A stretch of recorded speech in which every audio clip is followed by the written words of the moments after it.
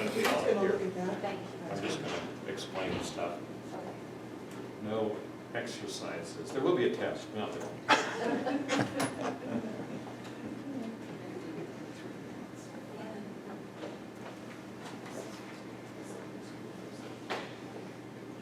You're on. You what? You're on. I'm on? Oh, that's horrible. On the big screen. Okay. We're going to talk about the Research Wiki. Say a few things. First of all, the word wiki is kind of strange. The person who invented the wikis, or developed the first program, wiki program, was apparently riding a shuttle from the Honolulu airport to someplace, and the name of the shuttle was the Wiki Wiki shuttle. And it's supposed to be Hawaiian for fast. Yeah. Okay, so you speak Hawaiian? Good. My husband's from Hawaii. Oh, okay, well, anyway. But in this context, the word just sort of made up. I mean, it could be anything. That really doesn't have any meaning. But the idea here is that there is a basic program that runs on the internet called the Wiki program, and there are some different varieties of it. But basically, the idea here is that the FamilySearch Research Wiki, which is on FamilySearch.org, is exactly the same program, basic program, as FamilySearch Family Tree. So part of the reason for talking about the wiki as far as how it functions and how it operates is because as you're going through the class, if you think about the FamilySearch Family Tree, you'll find out that there's a lot of things that are just exactly the same. The really main difference is that on FamilySearch Family Tree, what they've done is put kind of an overlay over it to make it look like a genealogy program. And so, but underneath it's still the wiki program. In fact, it's the same program, but the overlay is kind of like in a car. If you painted the car and put on some chrome, it would still have the same motor and chassis and everything. So it's the same program.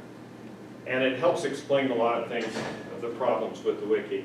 Kind of to get into it, let me just switch over here to probably the most famous of the wikis, which is Wikipedia. And Wikipedia's been around for quite a while, and it started very, very small, but grew very rapidly. And as it grew, there were a couple of major issues that people had with the program. You can see now that if you could read it on the screen, you'd see there were about something over 4.6 million articles in English, and then all of these first-line countries all have over 1 million articles in their particular language. So this is kind of a major reference. It's one of the top 10 visited programs on the internet, and it's basically pretty well established as being the reference place for practically anything you want to know about anything. Now, there's a couple of problems I mentioned. First, as it began to grow, there was a kind of a backlash from that, basically on the concept that a wiki allows anyone to go in and edit, add information, delete information, change what's there, do everything with it. So most people assumed, and that's still very, very common, that it would kind of devolve into a big pile of junk. Well, the opposite is actually true, because the way it's structured and the way that people are, and although it's a little bit complicated, human nature allows for this thing to get more accurate the more it's used and the more people have access to it. So that seems strange, but it does work, and over time, of course, that's been vindicated. About 10 years ago, around 2004 or so, for a couple of years in there, there were a lot of articles on the internet that talked about the accuracy of Wikipedia. And so people would get some experts, whoever they were, and they would take an article from something like the Encyclopedia Britannica, and they'd compare it to the Wikipedia, they'd see which one was more accurate. Well, that was sort of like comparing a Cadillac to a go-kart, meaning the Britannica was the go-kart and Wikipedia was the Cadillac, but they didn't realize that at the time. There was just a lot of feeling that way. In almost every single case, Wikipedia came out being at least as accurate or more accurate and more timely, or at least one or the other. It was either more timely and about as accurate, or it was more accurate and more timely. So those kinds of things, those criticisms sort of dissipated over time. Then there was a second kind of set of questions that came out, and that was about kind of on that idea of its unreliability. Many of the schools and school districts, teachers across the country forbade their students from using Wikipedia. So parents were getting notes home saying your child should not use Wikipedia for their reports. It was like there was something poison in it or something, who knows. But that also sort of evolved.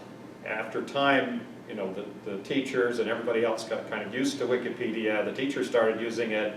Pretty soon they realized that the real issue was not Wikipedia. The real issue was the students plagiarizing. What the problem was is that the students would copy a whole article and turn it in.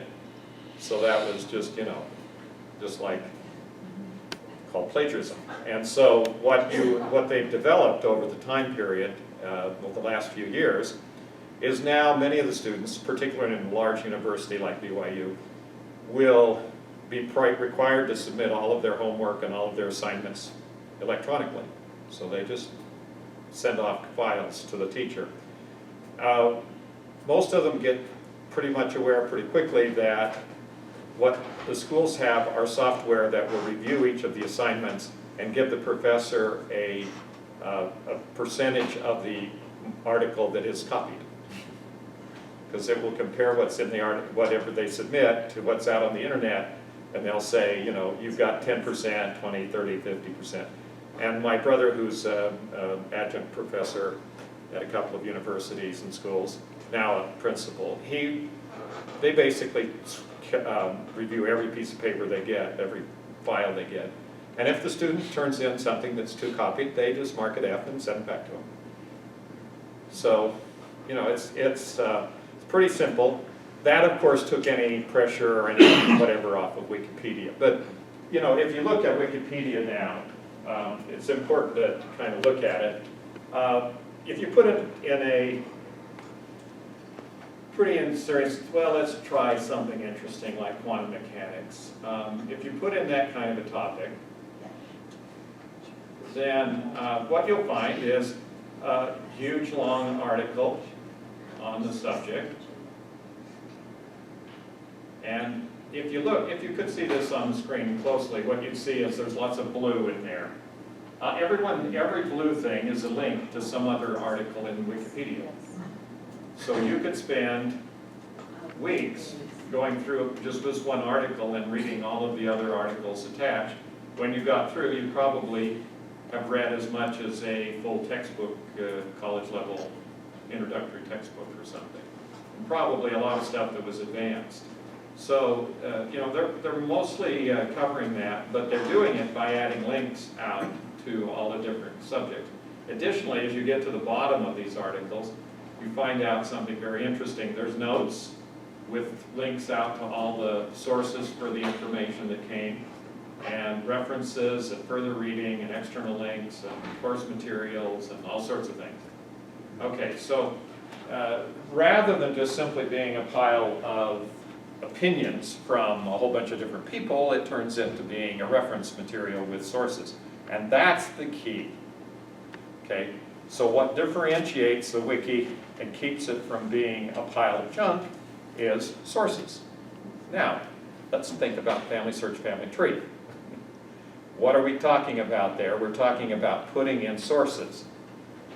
That is the key to turning FamilySearch Family Tree from becoming what most people's perception is an insufferable pile of junk into a very usable and accurate material. Now the difference here is kind of obvious. Wikipedia grew from zero, so they just started adding information and people kept adding information. By the way, it's all volunteers. Nobody, well, almost nobody gets paid to do anything with Wikipedia. And it's the same way with the FamilySearch Research Wiki, and it's the same way with the Family Tree. what'll happen though, the difference in the family tree is they dumped all the information in. They put all the pedigrees and everything, all that data into the family tree. And so instead of just adding in new data that would be regularly sourced and have background, what we're doing is converting what was already there into something that's good. So, but the program itself has the structure to do that. And if we're patient, and if they manage to fix all the problems, then we will eventually have probably the most accurate online resource that we could have. Now, some of the other online wikis have the same, our family tree wikis, so there's some other people out there that have the same type of program. Now, if you go to the bottom, the very bottom of the Wikipedia page, go back up to the top here, and go back to Wikipedia, you'll see a whole bunch of different wikis listed. There are hundreds, perhaps thousands of different wikis out there, and in all the cases, there's a logo down here at the bottom, basically over here in the corner that says Wikimedia, and when you get to that point, you find out that this is the actual program. It's a open source, free program. That means anybody can download it for free, use it for free. Everybody's welcome to come in and change the code, work with it, improve it. And if you wanted to start your own family wiki or your own business wiki or something, you just download it and it's free. So that's the same program, this Wikimedia program is the same program that's used in the FamilySearch Research Wiki and FamilySearch Family Tree. So, it all comes from the same place, it's all related. Some of the commands are the same. And the only thing you'll see is the differences is that overlay on Family Tree. But as we go through and talk a little bit about the FamilySearch Research Wiki, you'll see some very similar functions. Now, you said in the very beginning that the FamilySearch Family Tree Research Wiki was the same as the wiki, but you didn't mean it's the same as Wikipedia. Yes, Same program. same program. It's the same program, but not the Same data. No, it's the program. The program. Yeah, and the data, Functions in the the same function way. in the same way, the same commands, everything. In fact, when we've been working on the wiki for the last few years, we often go to Wikimedia or to Wikipedia to get commands or to figure out how to do tables or things like that. So anything we need to know that we don't have already in FamilySearch Research Wiki, we can borrow from Wikipedia or Wikimedia. So these are, this is kind of an interesting, it's just a way of understanding what's going on. Now let's go back and look at the wiki itself. By the way, let me just kind of give a little tiny bit of background. The program came in line in about 2008, and maybe it was 2006. I don't know, sometime. Get my mind, I've been saying this now for a whole week, and I'm starting to doubt that my memory is even correct to my name and social security number, which I'm not supposed to give to anybody, I understand. Anyway. But anyway, about 2 weeks after it started, I got on the program, and I've been on it ever since, working, adding things, and working with various other people on the program to put in data. So I got pretty much into the program. Let me get over to it right now, so we can get into the.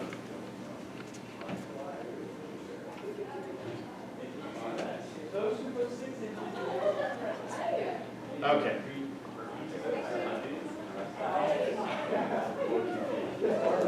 So what we have here is, with the startup screen, it's starting to tell us a little bit of information. You might notice at the top it says there are about 80,000 articles. Originally the program, of course it started out with 0 because it's just an empty program. They seeded it, FamilySearch seeded it with those research guides, the white books, for all the different countries and states and things like that. All those, everything in those research guides went into the wiki.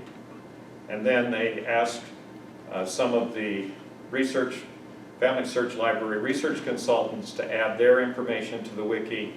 And when they did, not much happened.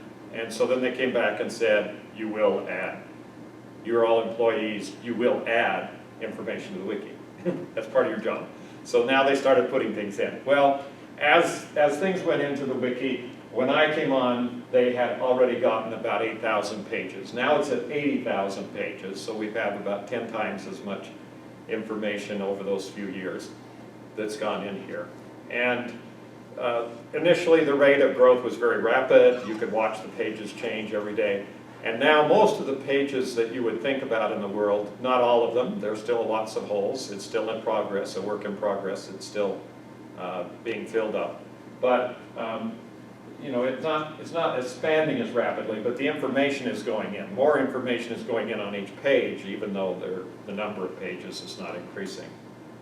So what we have here is a pretty broad spectrum. Now, a couple of rules about the wiki. First of all, it is entirely genealogy, resources, names, personal information, stories, things like that don't go into the wiki.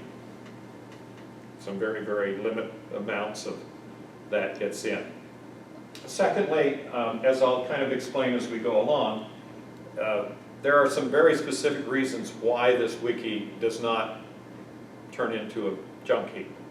It basically is structured and also is called a moderated wiki, which means we have people who are looking at it constantly to make sure that things that are not pertinent to genealogy don't get put in here. And particularly other things like copyrighted material or anything else that's inappropriate for this particular project.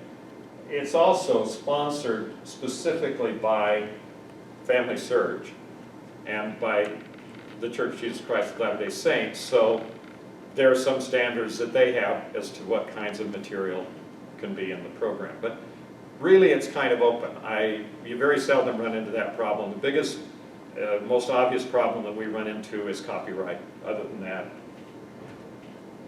we don't generally see too many things that are inappropriate. Every once in a while somebody tries to put their company advertisement into here, which doesn't last very long. We have to look at it, because sometimes they're kind of look like an advertisement, but they look like their information, so you have to kind of make a judgment call. And sometimes we'll just send them a thing and say, modify it so it doesn't look like an ad. Other times, the other kinds of things that kind of go in here that are a problem are a lot of kinds of images. Images are all reviewed, and so we have to be careful not to put any copyrighted images in. They have to be in the public domain, or the person who took the picture can put it up there if they want to, but they have to make sure they understand that once it's there, they basically have lost any right they have to put to the picture. Okay. Any questions at this point? Okay, let me kind of get here on the board and explain a little bit about the structure, how it works, and that's kind of the idea. I might mention that most of those objections that occurred to programs like Wikipedia were transferred over to this program. And as I've taught classes on this for the last 5 or 6 years, I get the same question every class. So that's why I always answer that, the first thing. Because I know inevitably, as I get into a class, somebody will put their hand in there and say, well, I don't understand if everybody can get into the program, how? And I go, well, yeah, I know what you're going to say. And so that's kind of the thing. But as we go through it, you'll understand why it becomes more and more valuable as more people work on it. Now, in past classes, I have talked about this. And this is kind of my pile of pancakes. But basically what the idea here is that for any event that occurs, they occur in a time and place. So we have time and place. And this is like a timeline. And as a person goes through their life, events occur records are made, and those records pile up in a series of jurisdictions. We'll call them different places that those types of records are stored. This would correspond to national level, like the United States records. This would be state, this would be county, this would be local, municipal, churches, school districts, and down here you'd have personal records like Bible records, letters, journals, whatever else. Okay, so there are records that are created at each of these levels. The basic question that comes up when you look at these is where? Where are these records? Once you know that a certain type of record exists, then you want to know where to get it. And that's the basic function of genealogy. We identify a need for information about an ancestor, whether it's a name, a date, a place, or whatever, and then we need to know what kind of record we would go to look for that information, and then the third step is, where do we go to get that record? How do we find it?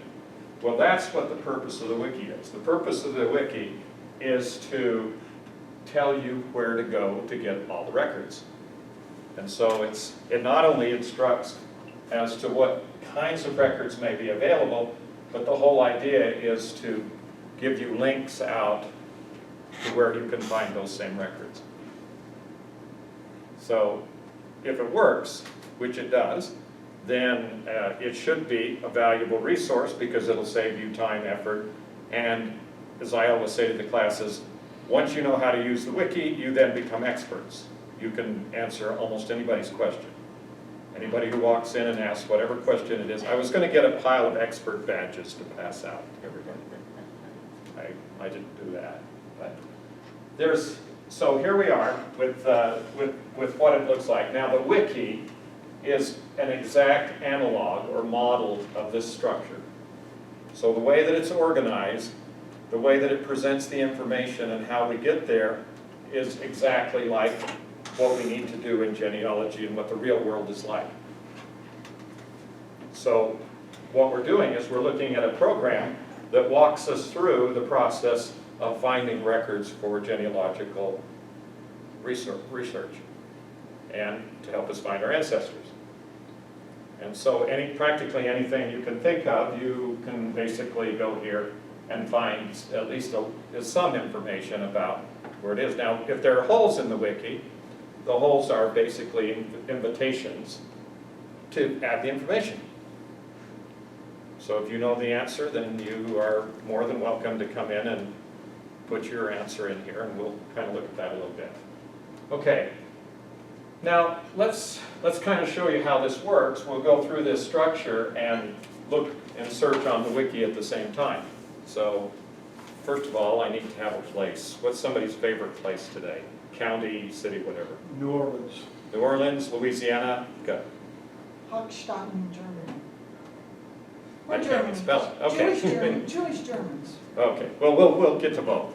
And we'll do Louisiana, and then we'll go to Germany and see the same kinds of things. So what we're going to do first, if we were here in Louisiana, say somebody came through the door and they said, I would like to find my great-grandfather or whatever in Louisiana. And then I would say, fine, I can help you with that. And I would say, we're going to start here on what we call the Research Wiki, and I will type in the United States. And they say, well, wait a minute. I just asked you if I was looking for Louisiana. And I say, well, yeah, the last time I checked, Louisiana was in the United States. They tried to get out, but they didn't. You might remember that. That was interesting. This is as an aside. Somebody sent me a YouTube video of a reporter who was on the campus of one of the universities. I don't know if anybody's seen it yet, but it's passing around the internet. But she's out just asking students at random questions like,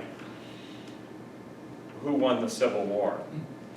Or who did we get independence from? Or when did we get independence? Kind of basic questions. And as she goes around, almost none of the students even know what the question means. And then at the end of the video, she asks questions like, who is Brad Pitt married to? And they can all listen. Who was his first wife? And they all name it. You know, everybody knows all that kind of stuff about movie stars. They haven't got a clue about the Civil War. They don't even know what it is. Okay, so it's interesting. I put it up on my blog because I thought, yeah, it's just about what I had to do. That's kind of our experience. So everybody gets mad at me and I get all sorts of comments when where I say that about students don't know anything, but that's the way it grows.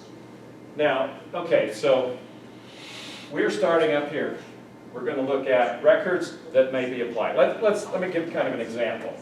This kind of record would be like, at the national level, would be like a military record. Social Security, taxes, okay. Down to states, most of our states keep their birth and death records on a state basis. Then we get down to the next level, the county, we have marriages, land and property. We get down to municipalities, we have school districts, churches, all that kind of stuff. Then we have private, individual records. Okay, so now what we're going to do, oh, well, by the way, if I had somebody in the military, and I had a military record, it's very possible in the military record, it would tell me where that person was, when that person was born. And it might also tell if the person was married. And if we looked at it a little bit further in the military record, we might see where that person enlisted and where they lived. So a lot of these records sort of cover all the area, but what happens primarily is that people who are doing research fixate on one level and they sort of ignore all the other stuff going on and all the other types of records. I would guess from my experience that probably 90%, 80–90% of the people who come into the family history libraries and family history centers end up looking at vital records, census records, and occasionally one or two other kinds, and that's it.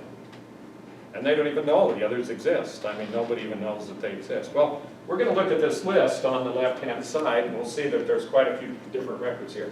How many, we'll look at this one, for example, apprentices and indentured servants. How many have done research in apprentices and indentured service?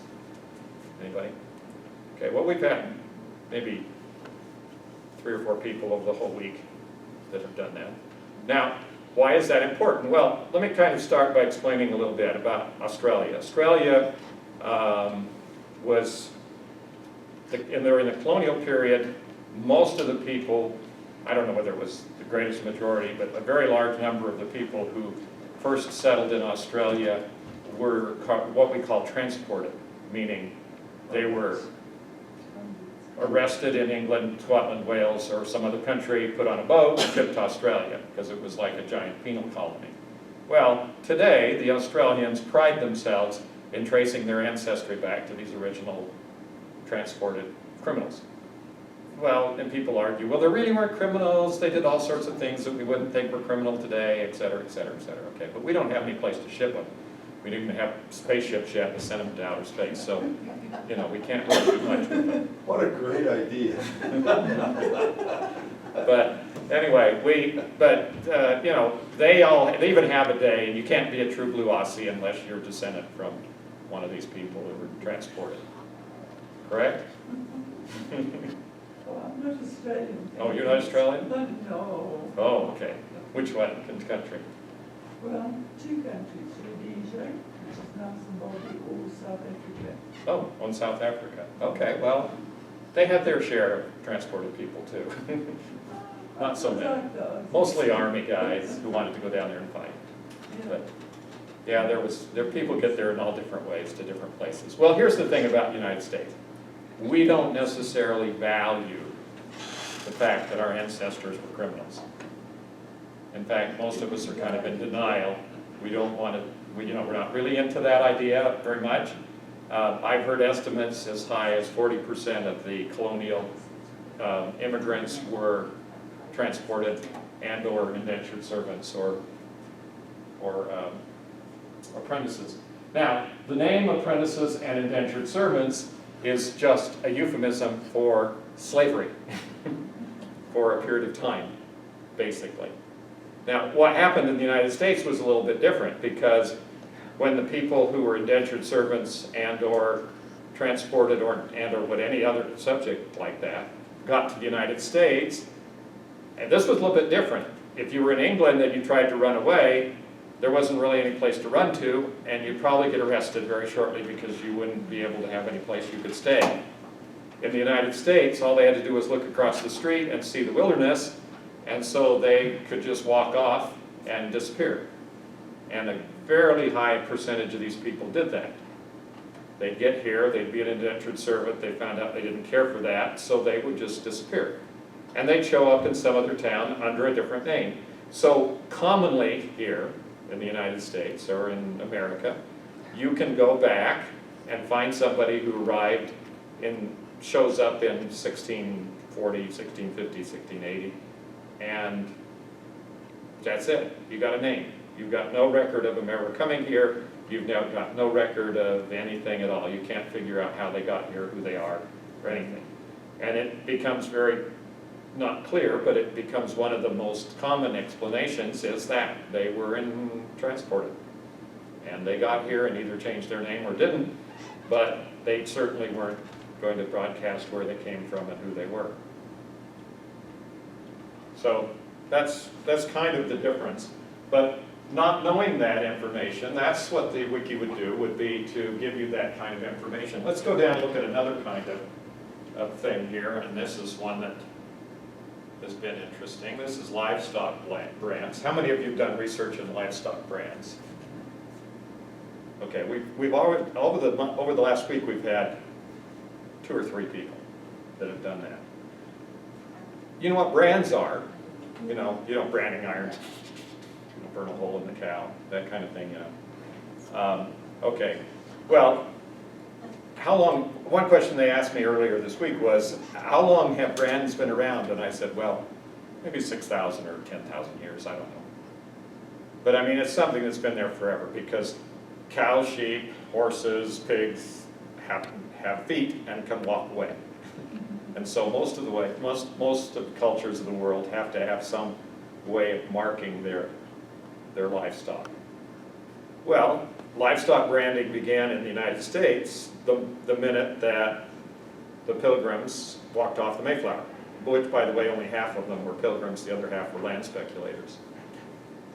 So, and you understand the Mayflower Compact was written by the Pilgrim part because they didn't want to lose control of the rest of the guys who came over for land.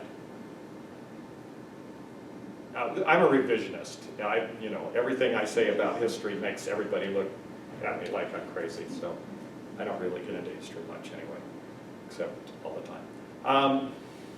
But basically, when they got off the boat, they had livestock. They had courthouses, they had cows, horses, and sheep, and goats, and whatever. And as other ships came, they had more. They began registering the livestock brands right from the beginning. And every state of the Union has a registration system for livestock. Which, by the way, brands are personal property which can be bought, sold, rented, and inherited. And so one way to find the maiden name of a woman in a family in the United States is to look at the livestock brands because she may have inherited the brand from her family. So you'll find them in probate, you'll find all sorts of things about livestock all throughout the whole country. Okay, and that's why we would start going here and looking for livestock brands. Okay, now that's just a couple of examples, and I think that's important from the wiki to understand that there's going to be this kind of explanation for different kinds of records. So, Brother Tanner, when somebody goes into this, they look for what? What information do you need to have to go into something like this? The wife's family? As it says here, no, it's not a place to look for names or families. But as it says right here on the beginning, search by place or topic. So what would lead you to want to trace a brand? Because there's a long list of topics down the side and you could just look it up. Okay, they're suggesting, it's two functions. One function is, question is, how do you get there? How do you get to searching? The answer is the wiki will continue to suggest more places to look and give you the information and the links to find out about it. So it has an educational value as well as simply a reference value. So that's kind of what I'm suggesting, is that in going through those two examples is that there are areas that we as genealogists would not normally look at.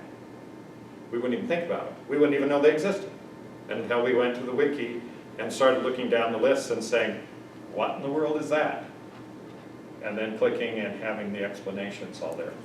But you started with United States, and then within the United States, I wouldn't expect to find information about brands in the United States necessarily. I'd probably be more likely to look for it under a state Well, where they kept registration. yeah, except that all of the topics that are listed under the United States are general topics for the United States.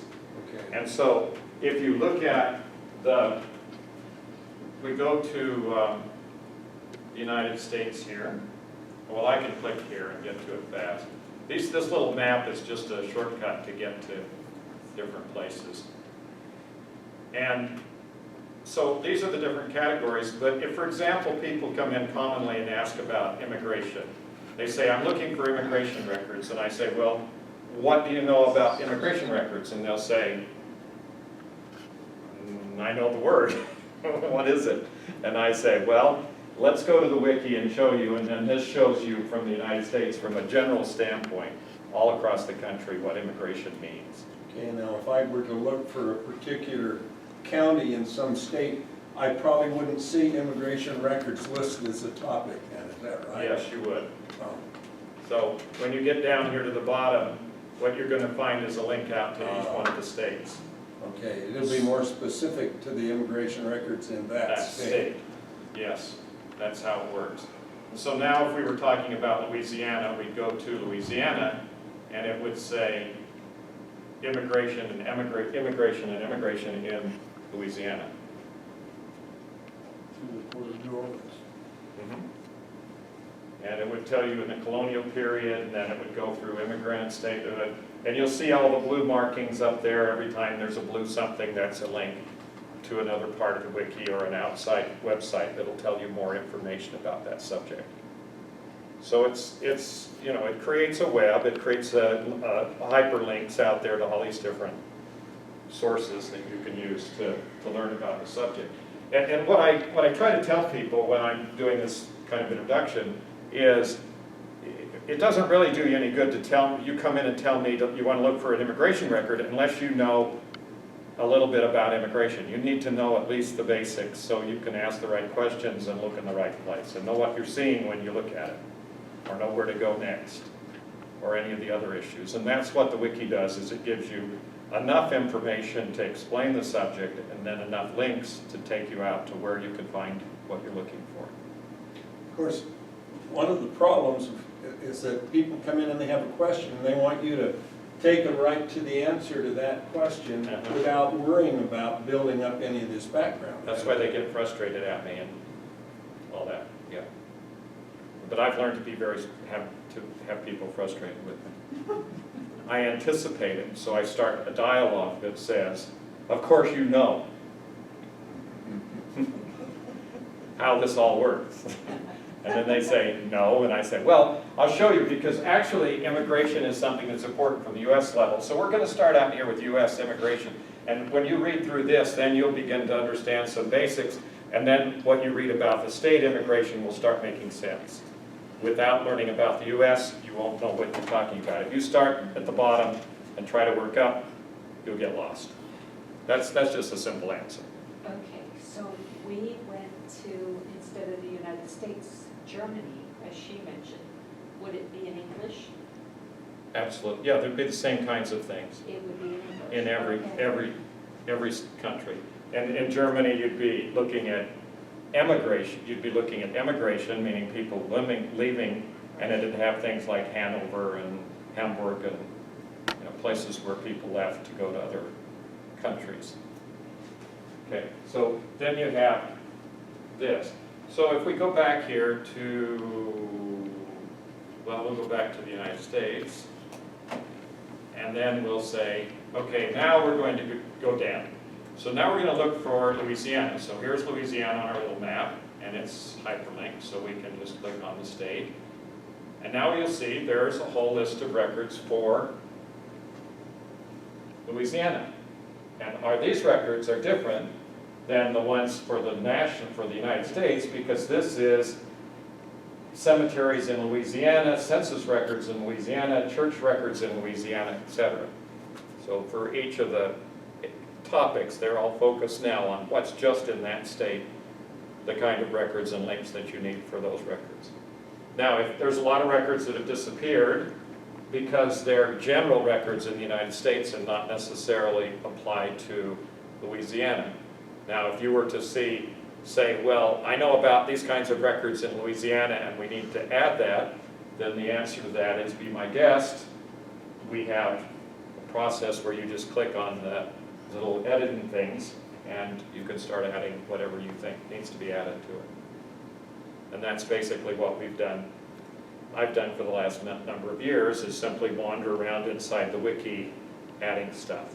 I'm kind of the ghost of the wiki, maybe the fandom of the wiki. I don't know which one is more appropriate.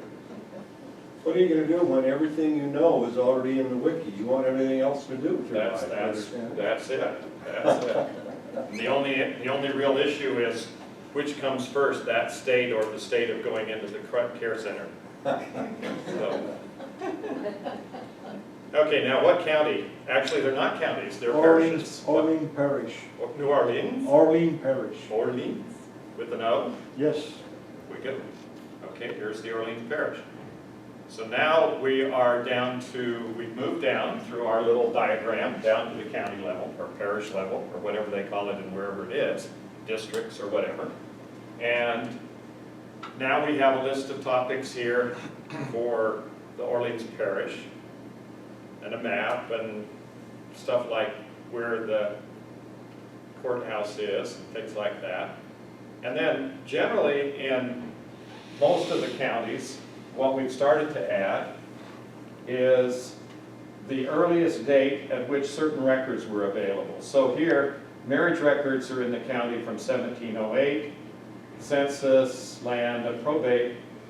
We don't have any dates for birth and death, and that could either mean that no one has put that in yet, or it could mean that they don't keep birth and death records at the county level. So either that, we don't know because it doesn't tell us, and that would be an open invitation for somebody to do some quick research or dredge in their memory and figure out what to put there. Or call them on the phone. 'Cause the phone Yeah, or call them on the is phone and fast. ask them. What time you were in? Yeah, okay. So then we can go down here and see some more information, history, and what else. Latin American places, localities, church records, Catholic church records, historical population, courts, directories, land, local histories, maps, military, Civil War, different regiments from the Confederacy, and one regiment from the Union out of Louisiana. And all those kids on that videotape, on that YouTube video, could probably benefit from looking at the wiki. They at least know there was a Civil War. Okay, newspapers, probate, taxation, vital records, births, adoptions, marriages, divorce, and deaths. Louisiana statewide registration began in 1911. Births and deaths are kept by the Louisiana Vital Records Registry. Marriages, okay. But this doesn't tell us when they, okay, marriage records in 718.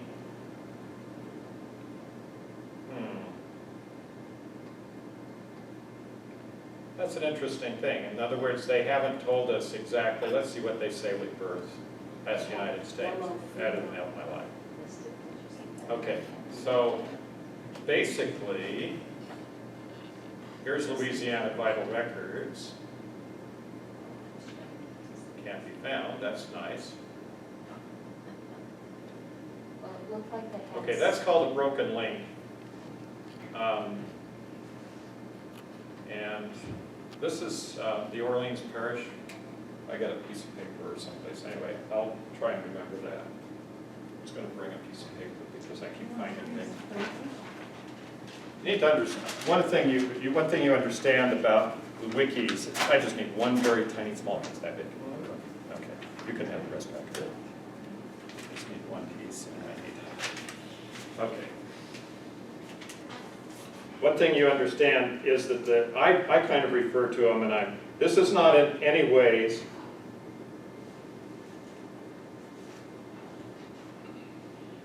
intended to be derogatory, but the people who do this kind of thing and maintain and are obsessive about it are obsessive and compulsive.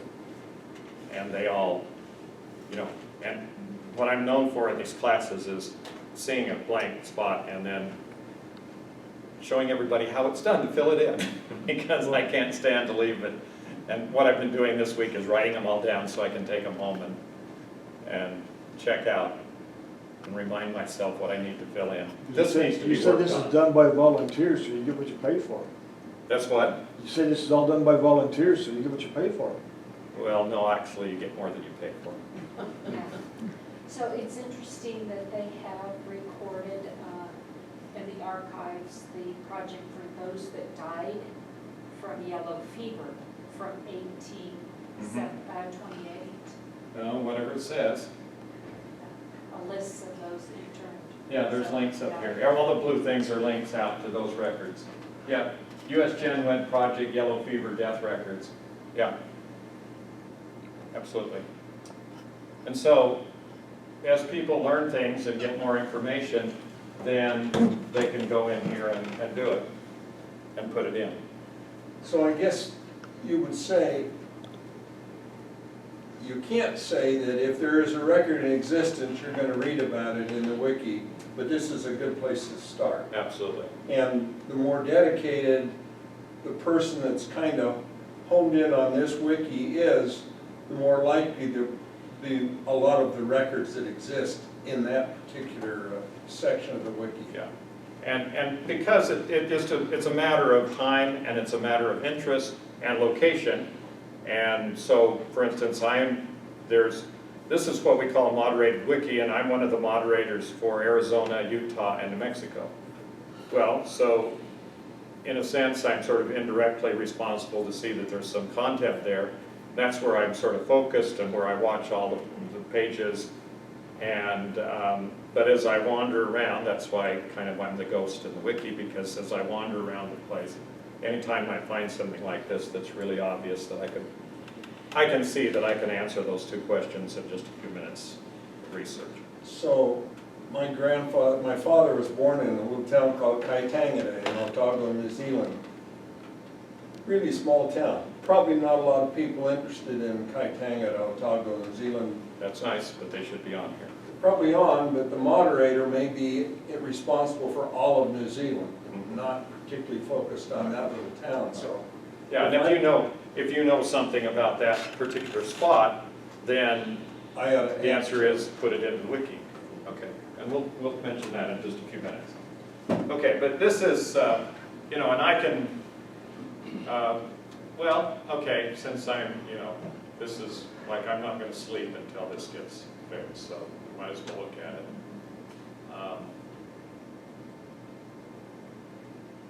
Where's their list? There it is. Okay, so birth records up here. The question to ask then would be,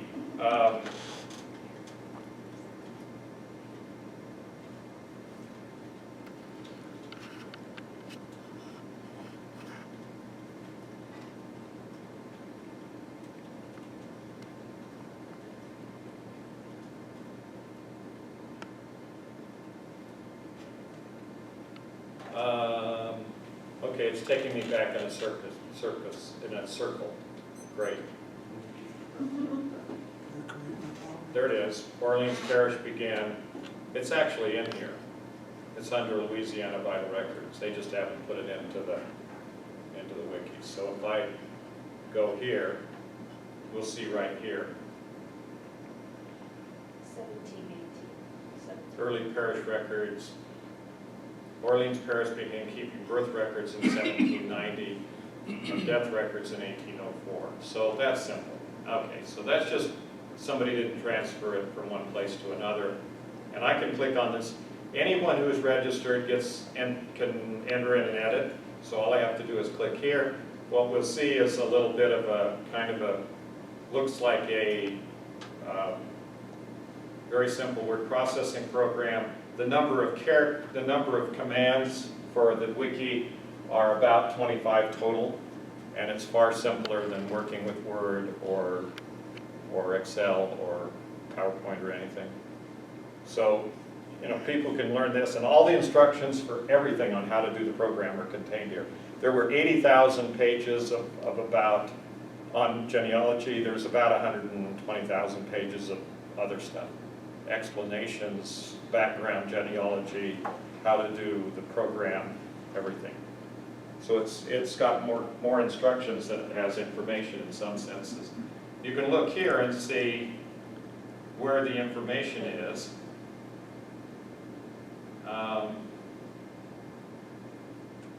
Border 1 with the Orleans Parish, Louisiana Vital Records birth, with Orleans Parish Vital Records marriage, with the Lions Center, Vital Records death, land. Let's see if I can figure out where the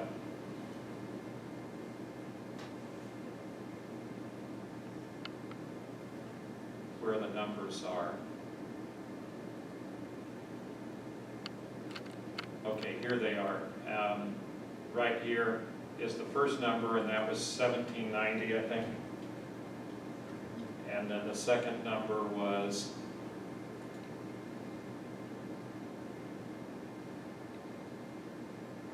1804.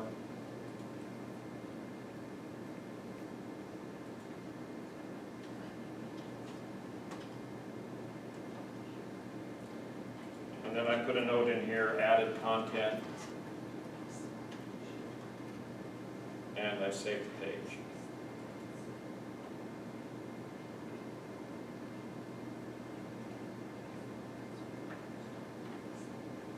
There you go. Fix it.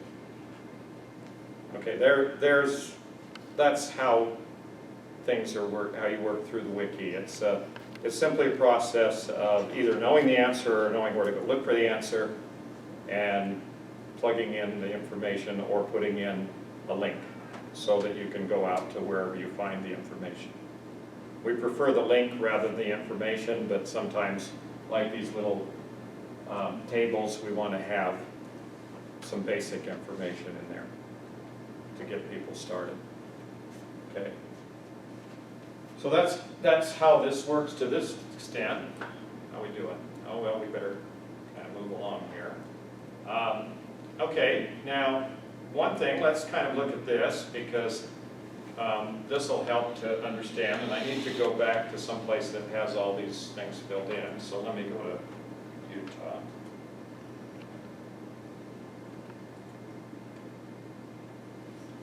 And let me get rid of this.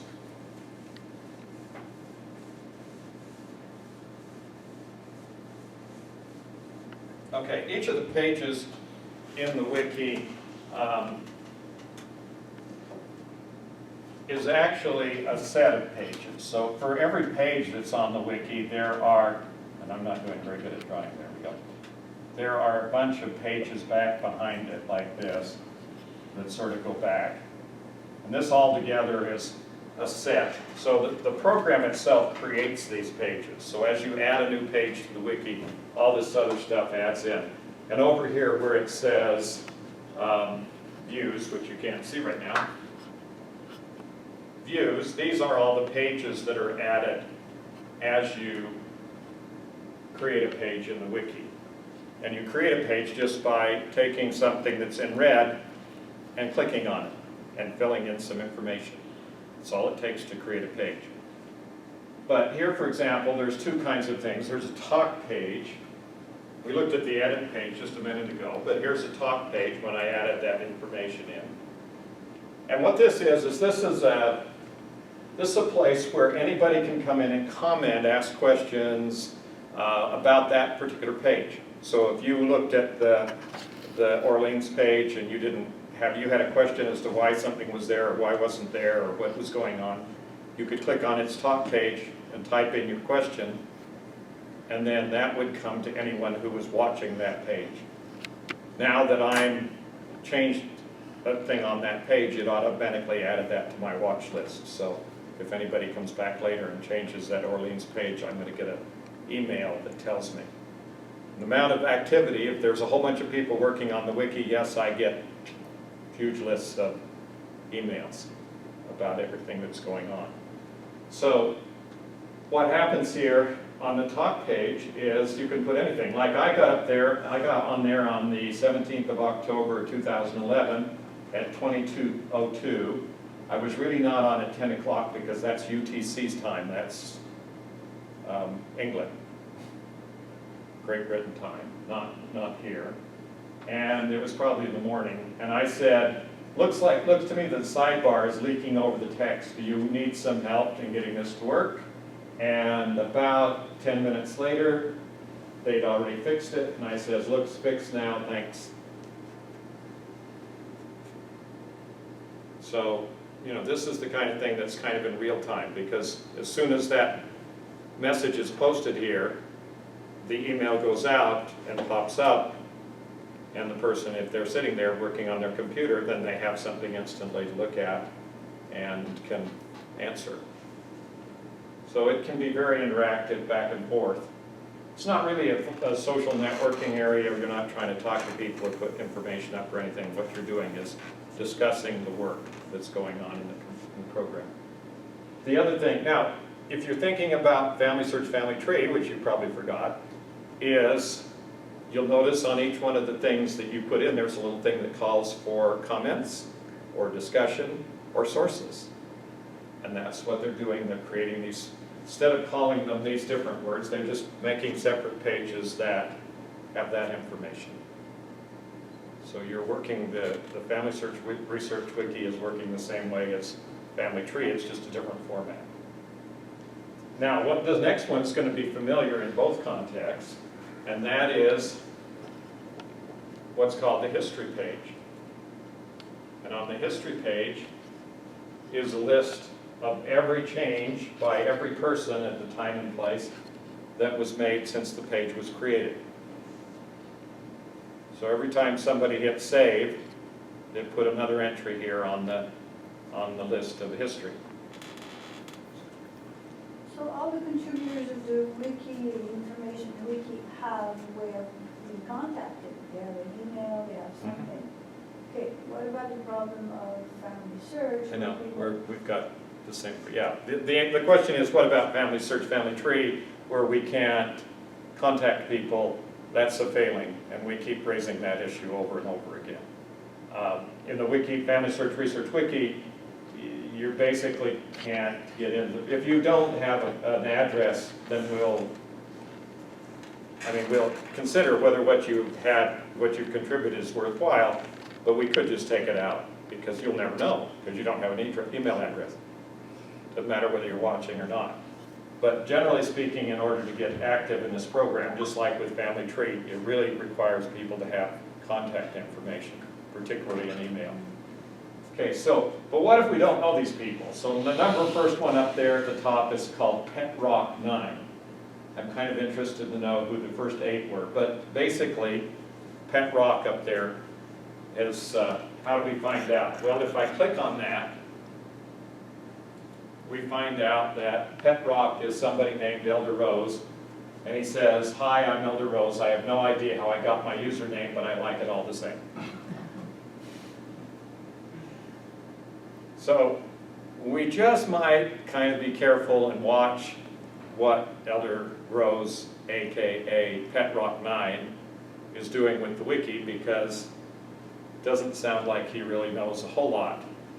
He may know a lot about genealogy, and that may be helpful, but we don't know. So that doesn't help us a whole lot. Well, what I learned kind of early in doing the wiki was, of course, they create this page, you get your own page created automatically when you sign in.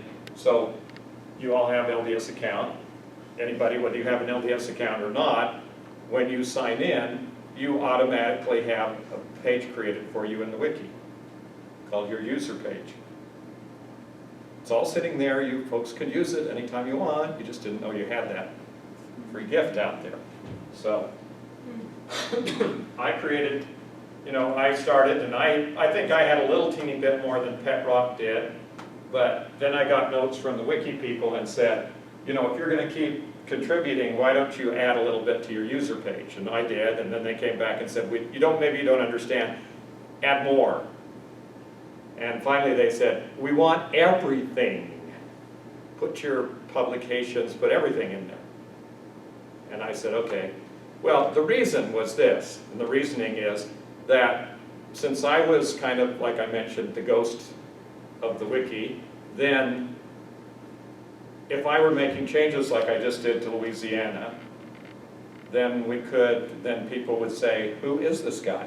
He came out of nowhere, he's all of a sudden changing this, what does he know? And why is he changing it? And so they all have to do is check, and when they see this, they go, oh, okay.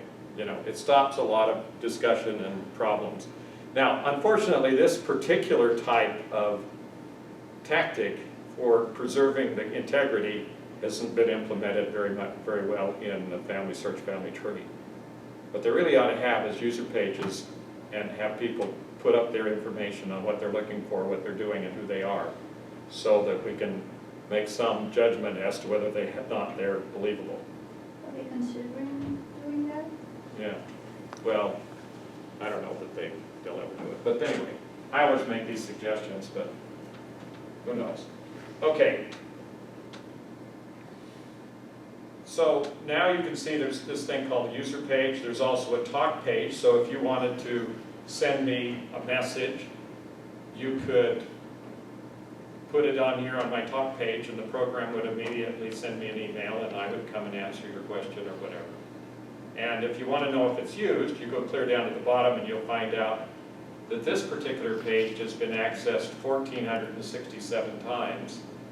And the previous page, which is my user page, has been accessed 5,105 times. For there's at least 5,000 people who questioned my integrity here and whether or not I was capable of making changes to their pages. So it's kind of a way to communicate back and forth, but it also adds to the integrity of the whole structure. Now, we didn't look at, and we will now, Germany. So we'll go out here to Germany.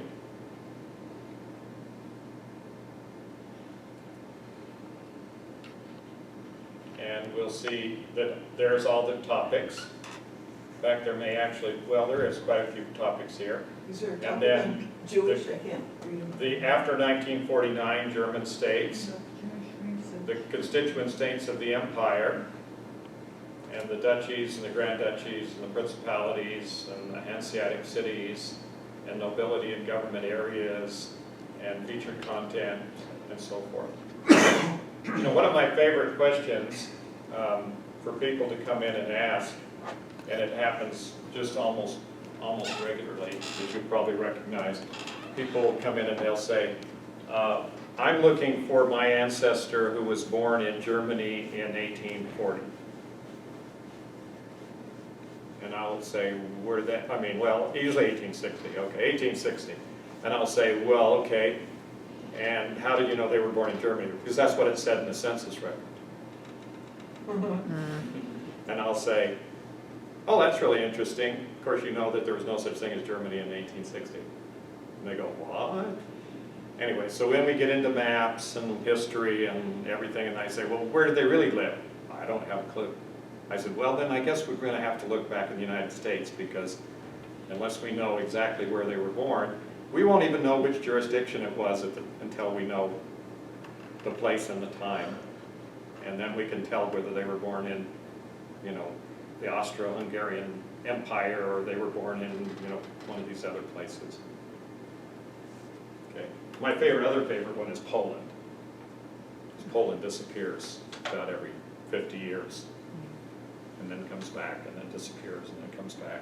So it's either Germany or Russia or one of the other empires that comes through and takes over Poland. So those are the kinds of questions that are helpful, because this is what the wiki will help the people to understand. They will start to realize that they need to know more information, even to ask the questions sometimes. And that comes from the United States, not from going straight over to Germany. Okay, so this is the kind of information. Then we can go to one of the states. For example, we go to Hamburg. Go to Jewish instead of the state, Go to where? the Jewish research. Oh, Jewish research? On the left, Yeah, that's good. it's easy for you to say. And then here's Jewish Germany research, and we have a map, a few places to get started, and German Jewish records, and you go here, and then there's more information and so forth, so you can keep looking for locating German records, Baden, Württemberg, Hohenzollern, all sorts of places. Okay. Lots of information here, lots of links to places. Not exhaustive. I mean, there's always room. That's one thing that's nice about the wiki. There's always room for it to grow. There's always a place to put in more information. So it just continues to grow as people focus on any kind of one of the areas and begin to make those kinds of changes. Okay, we're getting a little bit late, so let me just give you two examples of how to use the wiki that I think are important. One of them has to do with kind of situation that occurs. For example, my great-grandmother was involved in genealogy for 30 years of her life, and at the time she died in 1954, all that information that she'd gathered for 30 years was gone. No. Why? Because she died. Nobody, she didn't have it recorded anywhere, and she was dead. And that's going to happen to all of us. And that's the constant problem with genealogy, is that the people who have all the information are constantly dying off or being put in care centers. So we don't have, it's just like leaks. The whole thing is leaking constantly. Well, this is what the purpose of, one of the main purposes of the wiki is to try to preserve as much of that information as possible. And you ask what happens when everything I know is in here, that's great. Then I can pass away in peace, or whatever you want to call it. Actually, I would still be worried if there wasn't enough stuff in here. Gotta But go out and learn new stuff so you can put it in. yeah, sometimes I do.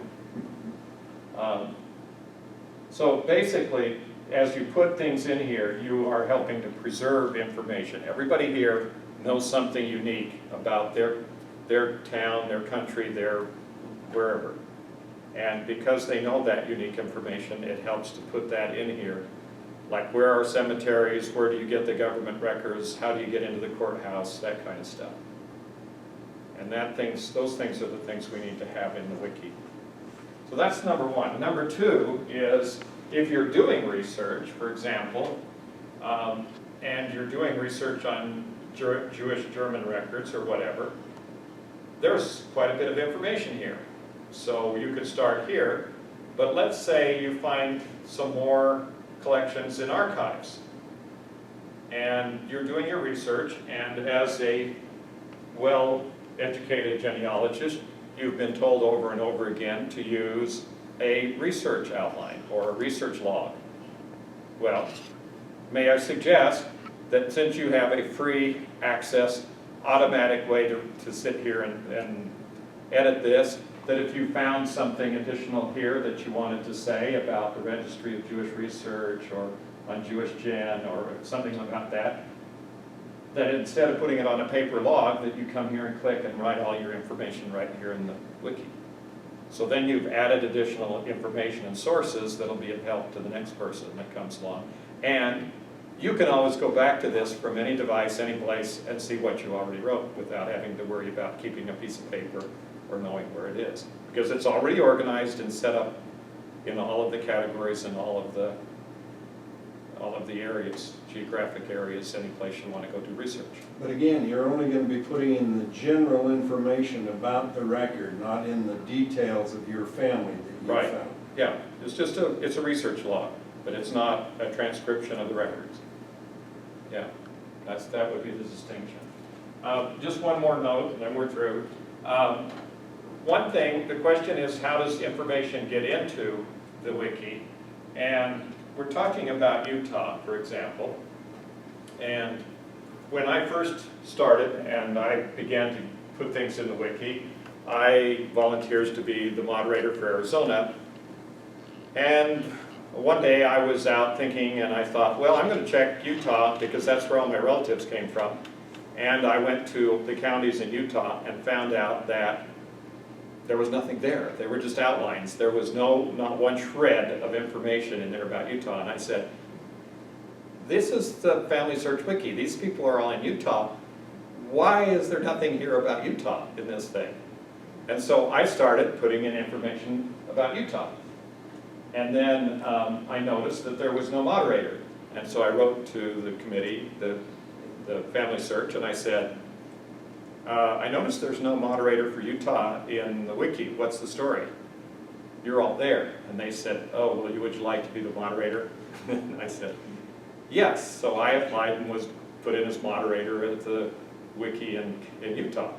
And so then I thought, we can put in all this information. So I started putting everything in about cities and places in Beaver County, where I started, which is B, which is the first county. And so then I was going to start to work through. And then I got a contact from some people at the Family History Library mainly, and other people who were interested. And they said, we're forming a Utah project. Would you like to be in the project? So the idea here is that a group of people who want to work on a specific area can get together and form a project and put up a page and invite people to help and put in content and things. So we spent about 2.5 years doing the Utah project, adding in, we met every Wednesday morning at 10 o'clock. I was there sometimes and not others, but most of the time I did work with them. And as we worked over those years, we put in more and more content. So for example, here in Utah, where there was really nothing, if we go to Beaver County today, all this was added in during that project. So now you have this big long list of sources and everything about the dates and times and places. And just kind of an example here with churches, for each of the counties in Utah, what was added by the committee was a link to the original stakes, or all the stakes in that county, plus each of the wards that were in the county, telling where those records are located, and links out to all those records. So if you go to the Beaver stake, then you have when the stake was created, and the stake boundaries, and what they were in 1930, and then more history about the stake, and then about each ward in the original stakes, and links out to where those records are located. So if you were to look for wards, for example, if you had wanted the records of the Milford ward, you just click on the link, and then there would be a link to the annual genealogy report, Form E, for 1880 through 1941, where you would get all the annual historical genealogical records that were submitted for that particular place. So that's kind of what happens as they focus on different areas. The details become, just clear down to the almost individual level of records of where they all are. So it's helpful. How many of you ever worked with genealogical report forms? Okay. How many even knew they existed until I told you about it right now? Okay, don't admit. What do you mean by the report forms? It's where you log in? Annually, every ward clerk, state clerk, was submitted all of the changes: births, deaths, marriages, ordinations, baptisms, deaths, everything. Everything that happened in the stake was recorded, and it was put in this Form E and sent to Salt Lake. And then these have been, by most part, they're not digitized. but they have the microfilm. And we have a lot of them here in the BYU library, but you can order them. Now, the later ones are going to be restricted, and you're only going to be able to look at them in Salt Lake, but because there are still people on there that are live, so they don't usually let you into those records. Okay, well, thank you so much.